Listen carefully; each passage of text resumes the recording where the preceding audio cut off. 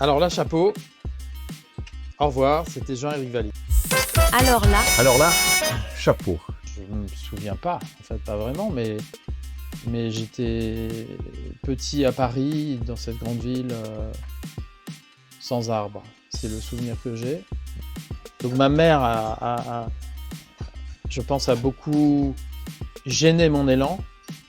La plus grande insulte en Algérie, c'est de ne pas parler à quelqu'un. Même si on ne le connaît pas. C'est ça qui est dément au début, c'est très déroutant. J'ai tenté de faire un DUG, maths, physique, chimie, je ne sais même pas comment il s'appelle. Ça m'a procuré une chambre d'étudiant, c'était cool. On a démarré la radio à la fac, ça tombait bien. Mais il y en a, ils se mettent au sommet pour guérir leur névrose. Quand les gens sont dans la quête du pouvoir, vous ne pouvez pas vous asseoir avec eux. Quoi que vous disiez, ça ne les intéresse pas. On a disrupté, on a cassé la programmation qu'on nous avait donnée, qui était d'être les jouets d'un système qui veut faire semblant de promouvoir la liberté. Ce qui me choque dans les mentions légales, c'est pas qu'elles nous emmerdent, c'est qu'elles existent de cette façon-là. On connaît trop la technique de ce média. On la connaît trop, il faut qu'on l'oublie un petit peu. C'est le média le plus humain. Mais on est très imprimé par les années 80, c'est vrai. Très. Moi, j'adorais en tant qu'auditeur entendre des conneries à la radio, mais c'est merveilleux. J'ai écouté pendant des heures un blanc sur RFM. Plus les auditeurs sont heureux, plus ils écouteront la radio. Plus ils sont malheureux, plus ils écouteront les plateformes en ligne et les réseaux sociaux. Si je n'aime pas la musique d'ado, je n'anime pas sur ado. C'est le travail que fait Olivia. D'abord, on doit arrêter de ne donner que des mauvaises nouvelles. Alors là, chapeau. Un podcast audio et vidéo de et avec Philippe Chapeau.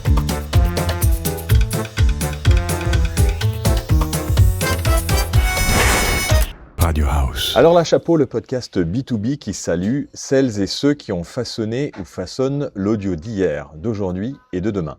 Cette semaine, laissez-moi saluer de mon haut de forme Jean-Éric Valli. Bonjour. Bonjour.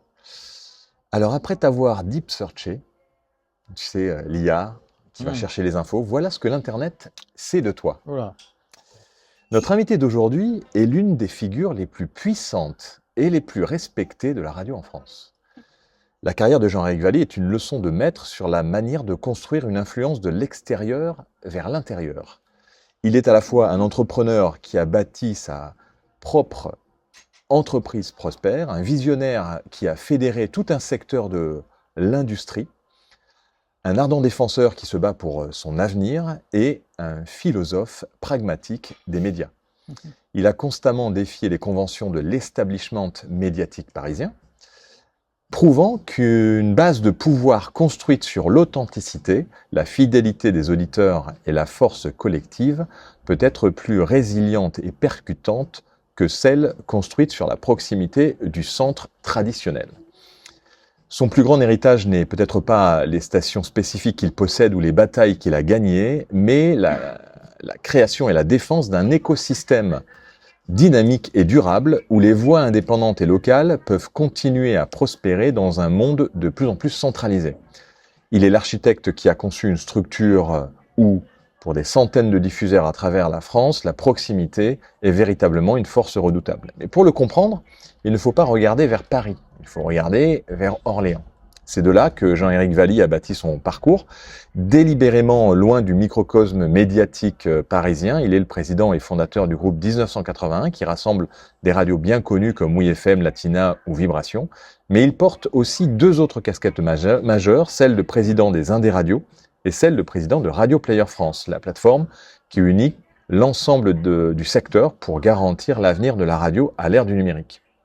Et c'est son aventure avec les Indés Radios qui est particulièrement fascinante. Imaginez la scène.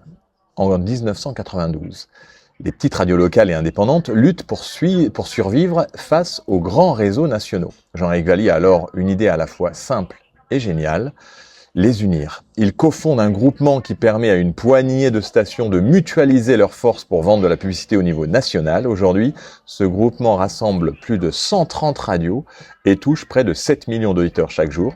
Il a transformé une faiblesse individuelle en une force collective redoutable. Mais Jean-Éric Valli n'est pas seulement un bâtisseur, c'est aussi un combattant. Il est connu pour son franc-parler et son refus de la langue de bois quand il défend ses convictions et n'hésite pas à monter au créneau, que ce soit pour assurer l'avenir des radios locales avec le numérique ou pour dénoncer ce qu'il appelle la philosophie inacceptable des quotas de musique française qui pénalisent la radio face aux géants du streaming. Il se décrit lui-même comme un passionné et un professionnel, un homme qui aime profondément la radio mais qui sait que pour la faire vivre, il faut être pragmatique et rigoureux. Sa boussole, l'auditeur, toujours.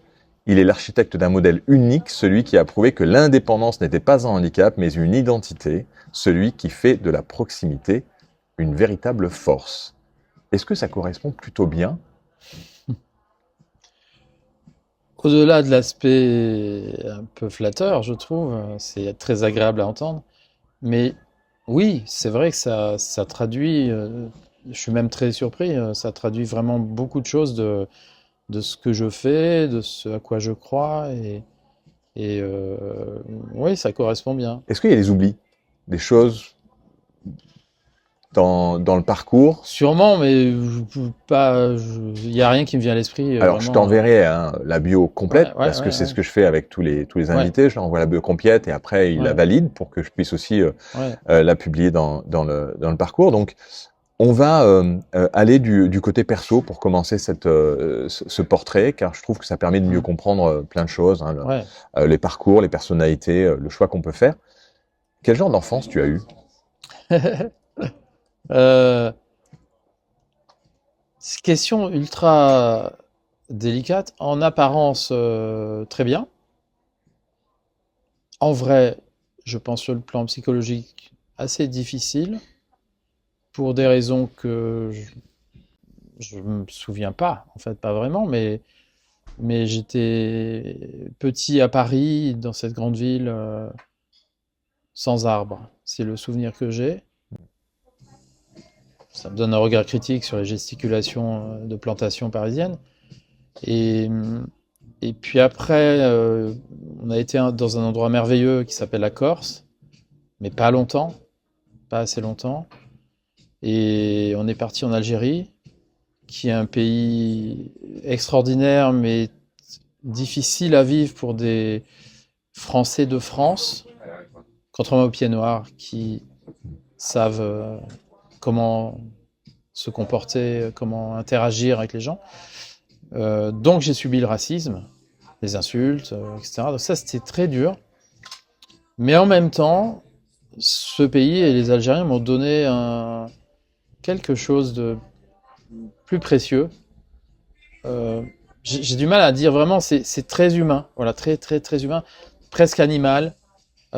C'est une exigence de contact. La plus grande insulte en Algérie, c'est de ne pas parler à quelqu'un, même si on le connaît pas. C'est ça qui est dément au début, c'est très déroutant. Après, là-dedans vient la politique, vient l'islamisme, viennent des choses qui sont plus de la perversité que du naturel.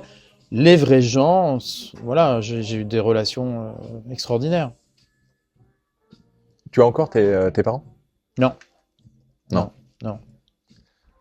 Alors, on va faire un petit flashback, un petit jeu par période de 15 ans.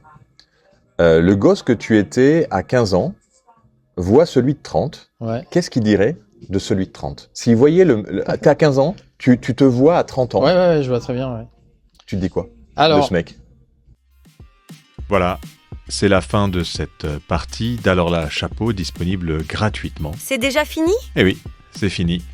Mais si vous désirez découvrir la suite de cet épisode, retrouvez-nous sur la lettre.pro/ALC en majuscule, ALC.